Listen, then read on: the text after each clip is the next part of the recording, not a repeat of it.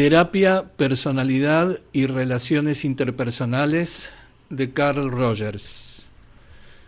1, en número romano, en rigor sería entonces primero. Teoría de la terapia y del cambio de la personalidad. Esta parte del libro, debo decirte, que tiene un enfoque sumamente técnico y que en las partes subtituladas elementos de prueba, sobre todo, y también en los comentarios, hay una referencia directa a los ítems o ítems, que de las dos maneras puede decirse, que aparecen en las secciones de la breve exposición de la teoría.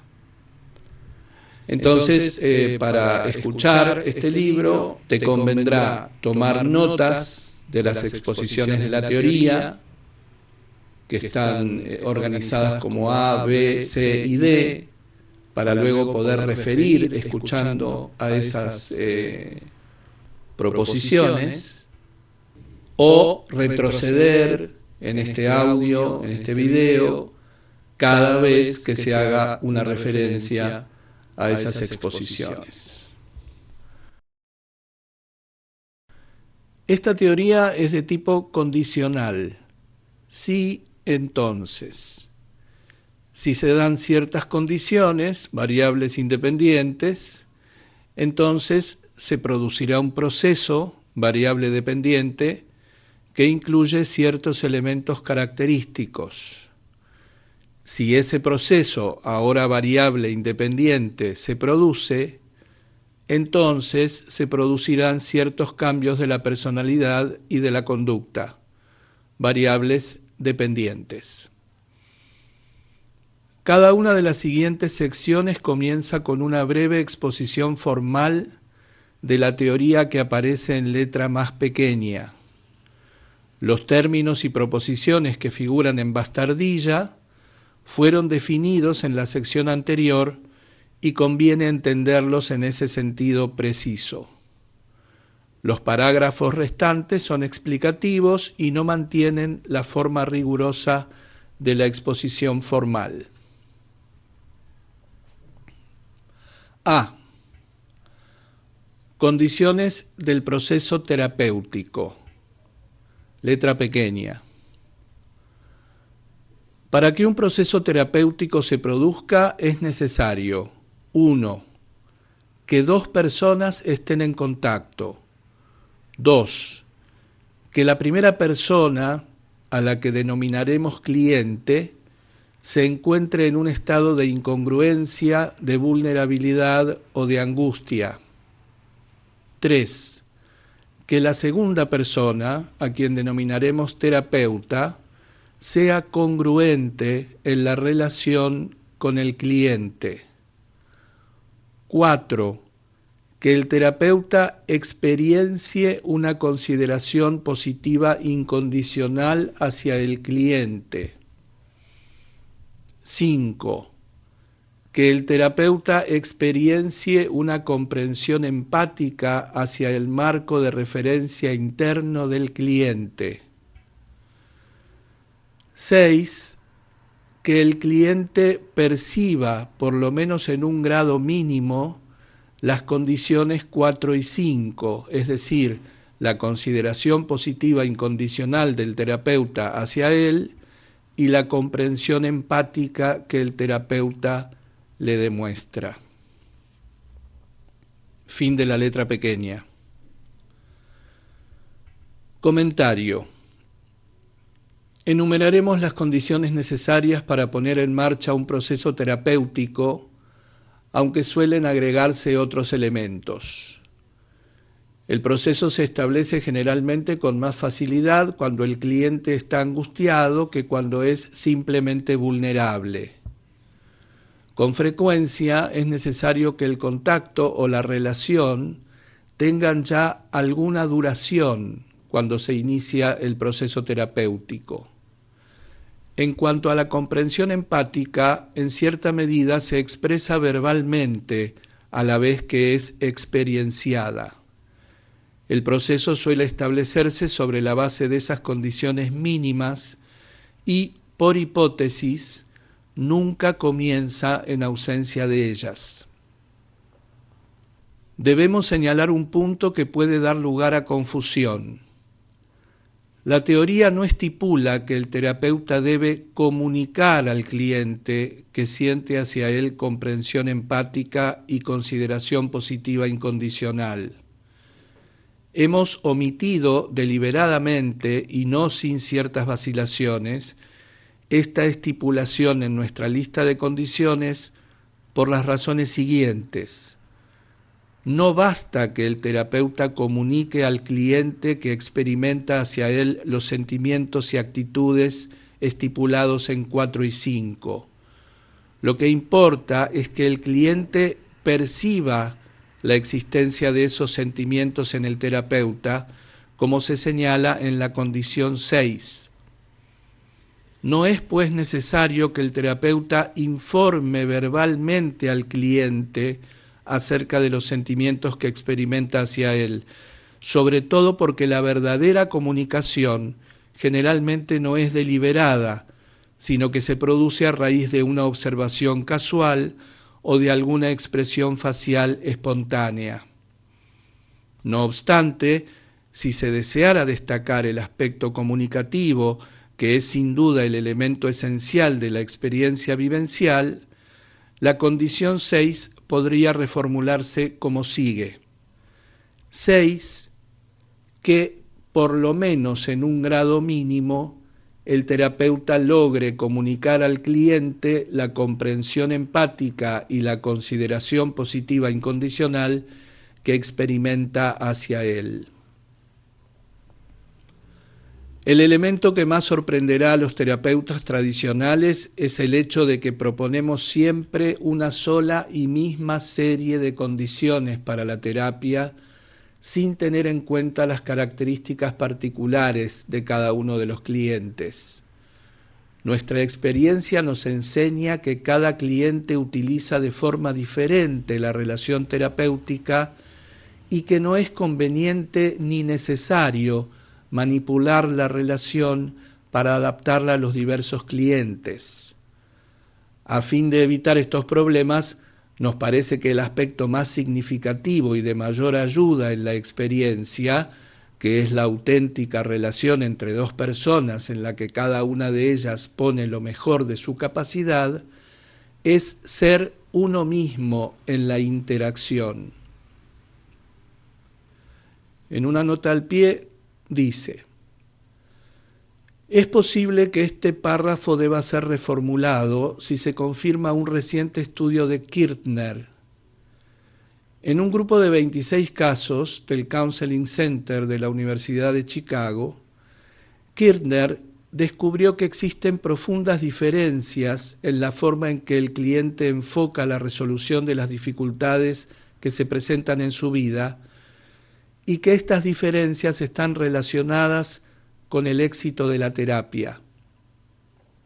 En síntesis, el cliente que se da cuenta de que su problema afecta sus relaciones, que siente que es en parte responsable de él y desea cambiar, tiene muchas posibilidades de que su tratamiento sea un éxito. En cambio, el cliente que se siente ajeno a su problema y no asume la responsabilidad que le corresponde, probablemente fracasará en su tratamiento. De ello se deduce que es posible que la terapia deba presentar distintas condiciones para que se produzca el cambio de personalidad de las personas pertenecientes a este último grupo. Si se comprueban los hechos que acabamos de mencionar, la teoría deberá ser revisada con arreglo a los resultados obtenidos. Sigue. El punto clave, entre comillas, de esta parte de la teoría está relacionado con el punto 3, que trata de la congruencia o autenticidad de las actitudes del terapeuta. Esto significa que la experiencia inmediata del terapeuta debe ser correctamente simbolizada en su conciencia, para que la terapia sea eficaz. Por ejemplo, si el terapeuta cree que experiencia, consideración positiva incondicional y comprensión empática, cuando en realidad siente desagrado y amenaza, entonces no es congruente en la relación y la terapia no alcanza la eficacia necesaria. Es importante, pues, que el terapeuta sea él mismo, entre comillas, durante su interacción con el cliente, sean cuales fueren los sentimientos que experimente en ese momento preciso. Ahora bien, ¿el terapeuta debe expresar o comunicar al cliente la exacta simbolización de su propia experiencia? La respuesta a esta pregunta es todavía incierta. En el estado actual de nuestros conocimientos, podríamos decir que si el terapeuta comprueba que está más concentrado en sus propios sentimientos que en los del cliente, es conveniente que manifieste esos sentimientos, reduciendo al mínimo o eliminando toda experiencia de comprensión empática. De igual modo, si el terapeuta experimenta sentimientos contrarios a la consideración positiva incondicional, es necesario que se lo comunique al cliente. Para saber si esta actitud es correcta, habría que someterla a una verificación ulterior, lo cual no es fácil ni sencillo, ya que aún los terapeutas experimentados carecen muchas veces del coraje necesario para afrontar tal empresa. No hay duda de que es difícil expresar sentimientos tales como temo que usted está en camino de hacer una psicosis o estoy asustado porque usted tiene problemas que también yo he tenido y que no he podido resolver. En estos casos, la verificación es casi imposible porque es poco probable que el terapeuta sea capaz de expresar tales sentimientos. Otro problema que se plantea respecto de las condiciones de la terapia, según nuestro enfoque, es el siguiente. ¿Es la congruencia interna, la integración del terapeuta en la relación, el elemento fundamental, o lo son las actitudes de comprensión empática y de consideración positiva incondicional? También aquí se desconoce la respuesta definitiva. Solo podemos dar una respuesta provisional derivada de nuestra teoría. Para que se dé el proceso terapéutico, el estado de congruencia del terapeuta en la relación es de importancia primordial, pero ese estado debe incluir la experiencia de consideración positiva incondicional y de comprensión empática. Con respecto al estado de congruencia, es importante señalar que la presencia de esta condición puede limitarse a la relación con el cliente. No puede esperarse que el terapeuta sea una persona totalmente congruente en todo momento. Si la permanencia de la congruencia fuera una condición de la terapia, sencillamente no habría terapia. Pero es suficiente que en el período de contacto con el cliente, el terapeuta sea total y plenamente él mismo, es decir, que sus experiencias respecto de su cliente en ese momento preciso estén correctamente simbolizadas e integradas en la imagen que él tiene de sí mismo. De este modo es posible concebir que un ser humano imperfecto pueda brindar asistencia terapéutica a otro ser humano imperfecto. El mayor defecto de la determinación de estas condiciones es que han sido establecidas como una totalidad de elementos inseparables, ya que de la condición 2 a la 6 se producen como un continuo. Tal vez algún día estemos en condiciones de determinar el grado de congruencia que debe tener el terapeuta respecto de sí mismo y de los otros ítems. En el momento actual, solo podemos decir que mientras más se cumplan las condiciones 2 a 6, más probabilidades habrá de que el proceso terapéutico se produzca y sea eficaz. Por ahora, esta relación puede expresarse únicamente en términos cualitativos. Elementos de prueba. Los estudios de Fiedler y Quinn constituyen un elemento de prueba confirmatorio de la condición 6. El estudio de Fiedler ha demostrado que los terapeutas consumados, sea cual fuere su orientación teórica, consideran que la característica más relevante de la relación establecida con sus clientes es la capacidad del terapeuta para comprender lo que dice el cliente con el significado subjetivo que tiene para él. Quinn, por su parte, descubrió que la calidad de la comunicación realizada por el terapeuta era un factor decisivo en la terapia. Estos estudios revelan la importancia de la comprensión empática. Seaman descubrió la correlación entre la simpatía que el terapeuta experimenta hacia el cliente y el éxito de la terapia. De igual modo, Seaman y Lipkin señalaron que la terapia era más eficaz cuando los clientes reconocían en el terapeuta la existencia de sentimientos positivos hacia ellos.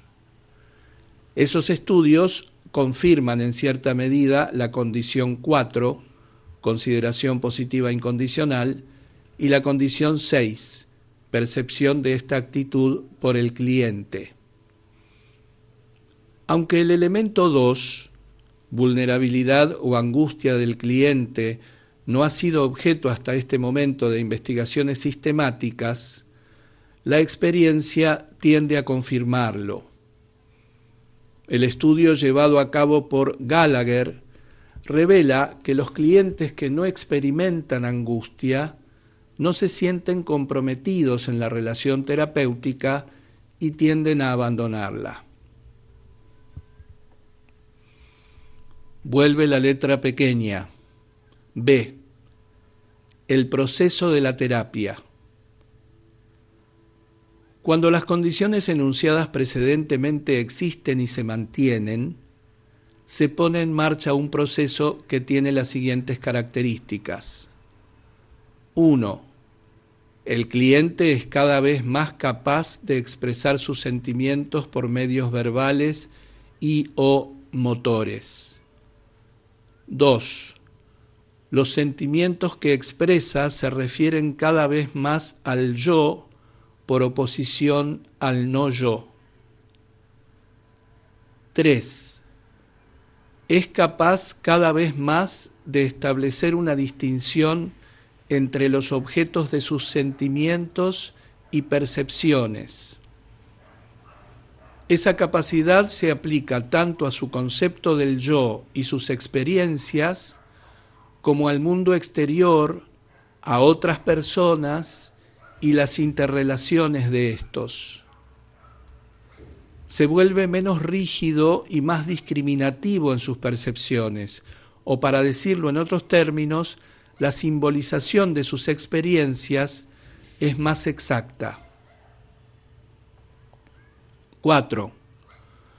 Los sentimientos que expresa se relacionan cada vez más con el estado de incongruencia existente entre algunas de sus experiencias y su concepto del yo. 5. Llega a experimentar conscientemente la amenaza de tal incongruencia. A. La experiencia de amenaza se hace posible gracias a la constante consideración positiva incondicional del terapeuta, sea que el cliente dé pruebas de incongruencia o de congruencia, de angustia o de ausencia de angustia. 6. Experimenta con plena conciencia sentimientos que hasta entonces habían sido negados a la conciencia o distorsionados conscientemente. 7.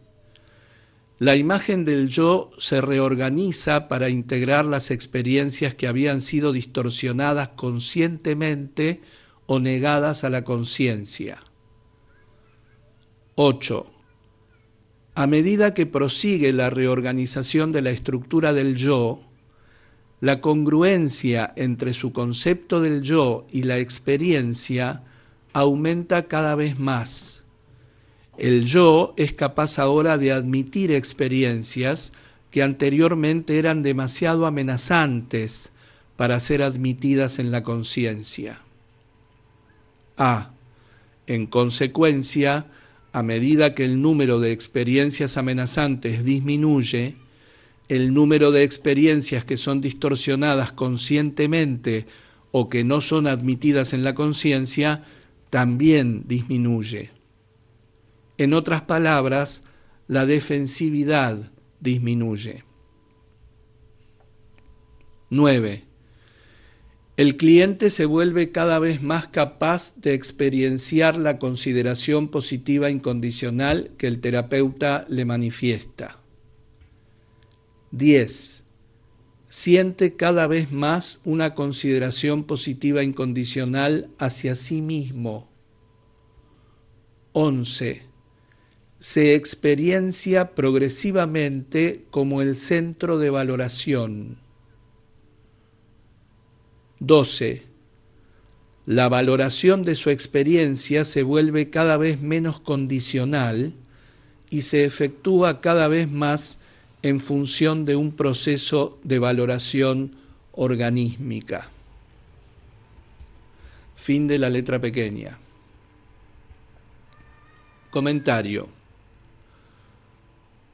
Aunque no es posible establecer con certeza que todos estos elementos sean necesarios para el proceso, podemos afirmar que todos ellos son característicos, tanto desde el punto de vista de la experiencia como desde el de la lógica de la teoría. Debe considerarse que los elementos 3, 6, 7, 8, 10 y 12 son necesarios. El elemento 5A no es un paso lógico de la teoría, pero es introducido como nota explicativa. Extrañará probablemente al lector la ausencia de mecanismos explicativos en esta teoría. Tal vez sea conveniente presentar nuestro objetivo científico mediante una analogía. Si pasamos un imán sobre una lámina de acero y disponemos esa lámina de modo que pueda girar libremente, entonces observaremos que se orienta hacia el norte. Este tipo condicional de afirmación se ha verificado miles de veces. ¿Cómo explicar un fenómeno semejante? Se han propuesto varias teorías al respecto, pero incluso en la actualidad vacilaríamos en afirmar que sabemos por qué y cómo se produce. Cuando, refiriéndonos a la terapia, decimos, si se dan tales condiciones, entonces se producirán tales hechos, aplicamos en el fondo la misma fórmula. Es evidente que tenemos ciertas hipótesis acerca de por qué se producen esas relaciones. En las páginas siguientes trataremos de exponer dichas hipótesis. No obstante, el elemento esencial de nuestra teoría se refiere al hecho de que si están dadas las condiciones descritas, entonces se producirán ciertos fenómenos que denominamos resultados terapéuticos. Nuestras explicaciones en cuanto a por qué se produce esta secuencia pueden ser erróneas, pero creo que un número creciente de elementos de prueba demuestra que, efectivamente, la secuencia se produce. Elementos de prueba. Diversos elementos de prueba confirman en grados distintos esa descripción del proceso terapéutico. Los numerosos registros de casos terapéuticos que hemos acumulado confirman ampliamente el elemento 2, pero no ha sido posible aún reducirlos a términos estadísticos. El estudio de Stock confirma el elemento 3, en cuanto indica que las expresiones del cliente referentes al yo se vuelven más objetivas y menos emocionales. El de Mitchell demuestra que los clientes se vuelven más discriminativos, es decir, menos rígidos y menos globales. Existen testimonios clínicos objetivos en apoyo de los elementos 4, 5 y 6 en forma de grabaciones de un caso de Rogers. Los descubrimientos de Vargas son importantes para la confirmación del elemento 7 y tienden a demostrar que la imagen del yo se reorganiza en función de nuevas percepciones relativas al yo. Hogan y Haig estudiaron la disminución de las conductas de defensa, confirmando así el elemento 8. El examen exhaustivo de un caso de Rogers revela el aumento de congruencia entre la estructura del yo y la experiencia. El hecho de que ese aumento de congruencia está acompañado de una disminución de las conductas de defensa es el resultado de una investigación realizada por Jodorkov. El elemento 10, o sea, el aumento en el cliente de la consideración positiva de sí mismo, está suficientemente confirmado por los estudios de Snyder, Seaman, Ramey, Stock, Strom, Shearer y Lipkin. La tendencia del cliente a considerarse el centro de valoración surge con gran claridad de la investigación de Ruskin y está bien fundamentada por los testimonios de Shearer, Lipkin y Kessler. Otra vez la letra pequeña. C. Efectos en la personalidad y la conducta. No hay diferencias precisas entre el proceso y los resultados de la terapia. Las características del proceso son simplemente aspectos diferenciados de los resultados. Por lo tanto, habrían podido incluirse dentro del proceso las proposiciones siguientes. Sin embargo, para favorecer la comprensión, nos ha parecido conveniente enunciar por separado los elementos que se indican generalmente con el nombre de resultados y que por otra parte se observan fuera de la relación terapéutica. He aquí, pues, los cambios que se producen en el cliente y que, por hipótesis, se consideran relativamente constantes. 1. El cliente es cada vez más congruente, menos defensivo y está más abierto a su experiencia. 2. Sus percepciones son, por consiguiente, más realistas, más objetivas y más diferenciadas. 3. Es cada vez más eficaz en la resolución de sus problemas. 4. Su adaptación psicológica mejora y se desarrolla en el sentido óptimo. A. Ese cambio es una consecuencia de los cambios en la estructura del yo descritos en B7 y B8. 5. Como resultado del aumento de congruencia entre el yo y la experiencia, C4, su vulnerabilidad a la amenaza disminuye. 6. Como consecuencia de C2, su percepción del yo ideal es más realista, más realizable. 7. Como consecuencia de los cambios descritos en C4 y C5, su yo es más congruente con su yo ideal. 8. Como consecuencia del aumento de congruencia entre, por una parte, el yo y el yo ideal, C6, y por otra parte, el yo y la experiencia, se produce una disminución general de la tensión, tanto fisiológica como psicológica, y del tipo específico de tensión psicológica denominado angustia. 9.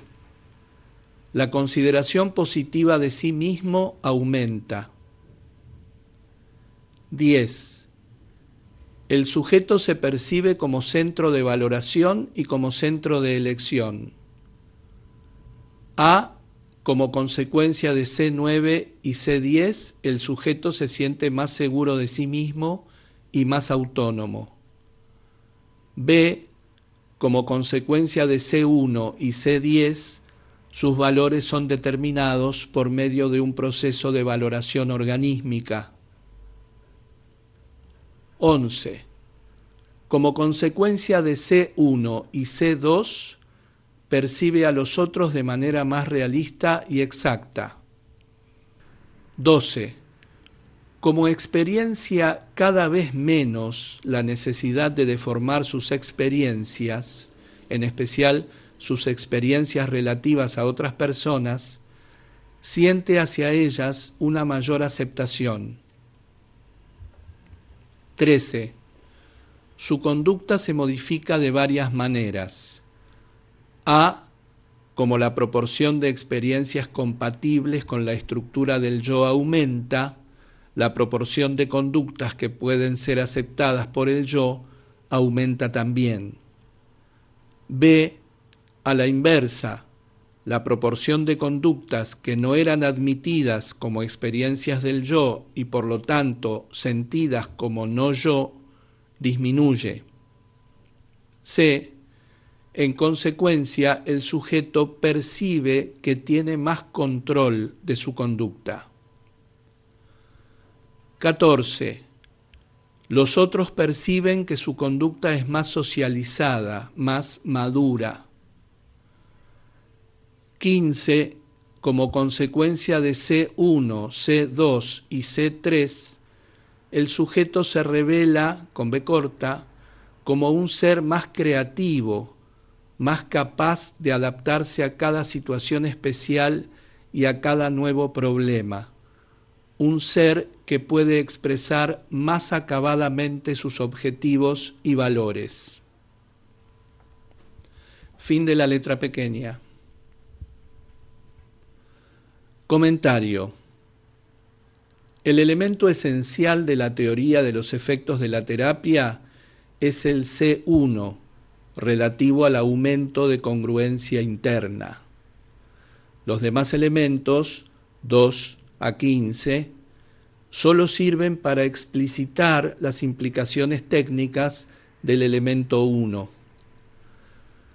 Aunque esos elementos se deducen directamente de la lógica de la teoría, hemos creído conveniente enumerarlos uno por uno, ya que si no estuvieran bien determinados, podrían pasarse por alto.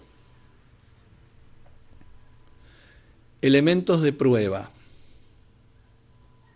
Los efectos de la terapia han sido objeto de numerosas investigaciones que han dado resultados positivos en algunos casos y ambiguos o no confirmados en otros.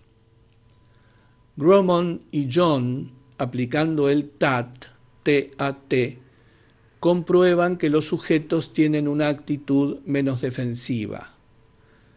Hogan y Haig proporcionan algunos elementos de prueba a favor de esta hipótesis.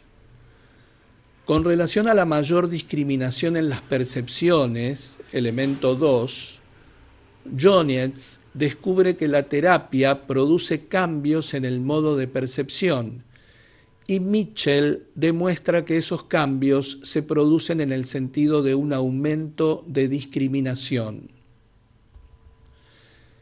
El elemento 4, relativo al funcionamiento psicológico, es confirmado por trabajos basados en el TAT, en el Rorschach, las escalas de valoración y otros criterios, en los estudios de Diamond, Gromon y John, Heimowitz, Moeng, Mossack, Cohen y Cons.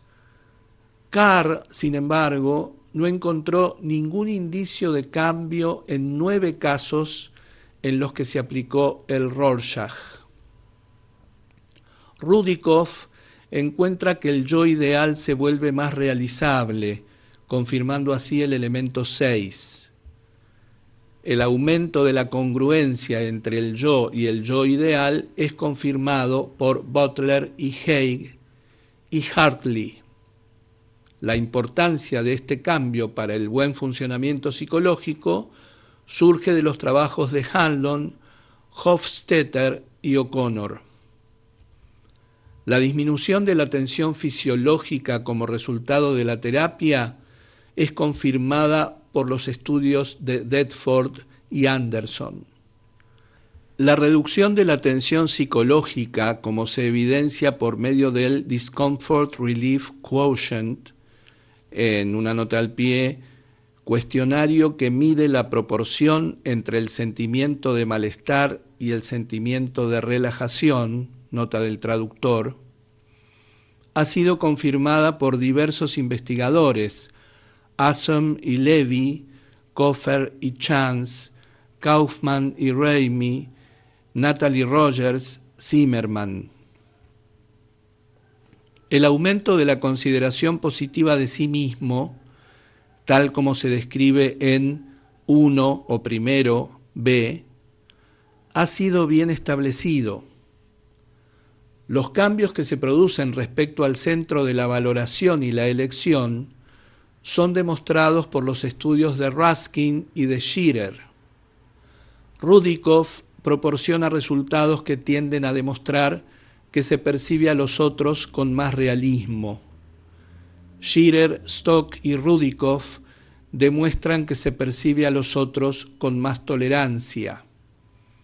En cambio, Gordon y Cartwright proporcionan testimonios más complejos, pero que en conjunto contradicen los resultados que acabamos de citar. M. Heimowitz, de igual modo, descubre que los sentimientos negativos hacia grupos minoritarios parecen expresarse más francamente. Los cambios de conducta especificados en las proposiciones 13 y 14 son confirmados por un estudio de Rogers que tiende a demostrar que cuando la terapia tiene éxito, tanto el propio cliente como sus amigos se comportan con mayor madurez. Hoffman observa que la conducta tal como es descrita por el cliente en el curso de las entrevistas revela mayor madurez. El estudio de Jonietz sobre la percepción de manchas de tinta contiene también cierta confirmación del elemento 15. Comentarios sobre la teoría de la terapia. Debemos señalar que fundamentalmente esta teoría no incluye variables intermedias. Todas las condiciones de la terapia enunciadas en A son definibles en términos operacionales y en realidad algunas de ellas han sido definidas de este modo en los trabajos de investigación efectuados hasta el momento. La teoría establece que si se produce A, entonces se producirán B y C. B y C representan hechos mensurables que pueden predecirse a partir de A. Debe señalarse también que, de acuerdo con la lógica de la teoría, si A, entonces B. Si A, entonces B y C. Si A, entonces C, omitiendo B. Si B, entonces C, omitiendo A.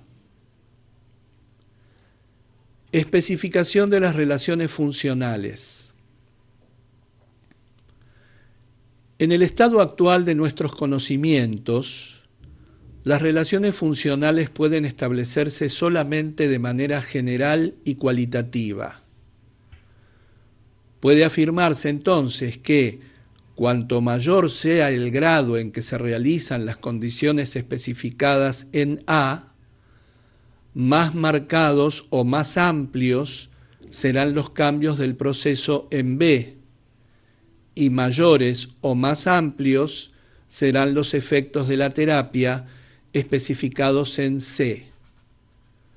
Podemos decir en términos más generales que cuanto mayores sean el grado de angustia del cliente, la congruencia del terapeuta en la relación, la consideración positiva incondicional y la empatía experimentadas por el terapeuta hacia el cliente y el reconocimiento de estos elementos por parte del cliente, más profunda será la experiencia terapéutica y más importantes y más numerosos serán los cambios de la personalidad y de la conducta.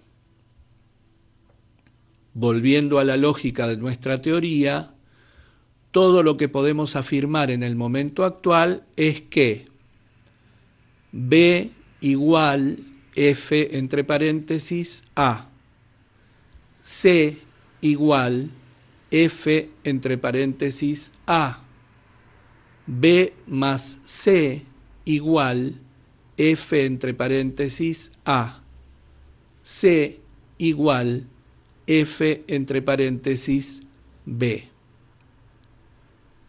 Es evidente que el proceso comprende muchas interrelaciones funcionales que todavía no han sido especificadas por la teoría. Por ejemplo, si el nivel de la angustia del cliente es elevado, ¿es menos necesario el estado de congruencia del terapeuta? El problema de las relaciones funcionales puede dar lugar, por consiguiente, a investigaciones muy vastas. Otra vez, la letra pequeña. D. Algunas conclusiones acerca de la naturaleza del hombre. La teoría de la terapia, tal como ha sido expuesta, implica ciertas conclusiones relativas a la naturaleza del hombre. Para entreverlas, basta con examinar desde un punto de vista ligeramente diferente las hipótesis que hemos enunciado. No obstante, es conveniente exponerlas explícitamente, ya que constituyen un eslabón importante capaz de explicar el carácter propio de nuestra teoría. Esas conclusiones, además, nos han impulsado a desarrollar una teoría de la personalidad. Si el individuo es realmente lo que ha revelado ser en la terapia, ¿qué teoría sería entonces válida para un individuo semejante?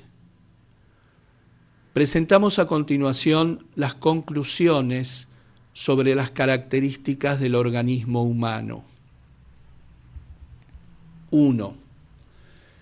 El individuo posee la capacidad de experienciar en la conciencia los factores de su desadaptación psicológica.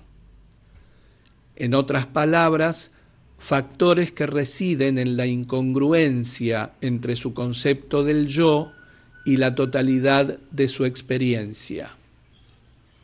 2. El individuo posee la capacidad de reorganizar su concepto del yo a fin de que sea más congruente con la totalidad de su experiencia y tiene la tendencia a ejercer esa capacidad. Es capaz, pues, de salir de su estado de desadaptación psicológica y evolucionar hacia un estado de adaptación psicológica. 3. En el caso de que esta capacidad y esta tendencia solo existan en estado latente, se desarrollarán en toda relación interpersonal en la que la otra persona sea congruente en la relación, experienciando hacia el interesado una actitud de consideración positiva incondicional y una comprensión empática, y logrando en alguna medida comunicarle tales actitudes. Estas conclusiones coinciden esencialmente con las condiciones enunciadas en 1A 3, 4, 5, 6. Fin de la letra pequeña. La tendencia a la que nos referimos en estas conclusiones será elaborada en la teoría de la personalidad que se expone a continuación, con el nombre de tendencia a la actualización. Me parece evidente que la hipótesis de la capacidad del individuo es de fundamental importancia por sus implicaciones psicológicas y filosóficas. Ello implica que la terapia consiste en la liberación de una capacidad existente en un individuo potencialmente capaz y no en el manejo experto de una personalidad más o menos pasiva. En una nota al pie dice: a fin de corregir un error corriente, debemos señalar que esta conclusión tentativa respecto de la capacidad humana ha sido el producto de un trabajo ininterrumpido realizado con clientes sometidos a terapia. No se trata de un supuesto o de un prejuicio que ya teníamos cuando iniciamos nuestras terapéuticas. En un artículo autobiográfico hago una breve reseña de los razonamientos que me hicieron llegar a esta conclusión. Este artículo autobiográfico está en el primer capítulo de El proceso de convertirse en persona. Desde el punto de vista filosófico, estas concepciones implican que el individuo tiene la capacidad de orientarse, dirigirse y controlarse a sí mismo siempre que estén dadas ciertas condiciones definibles.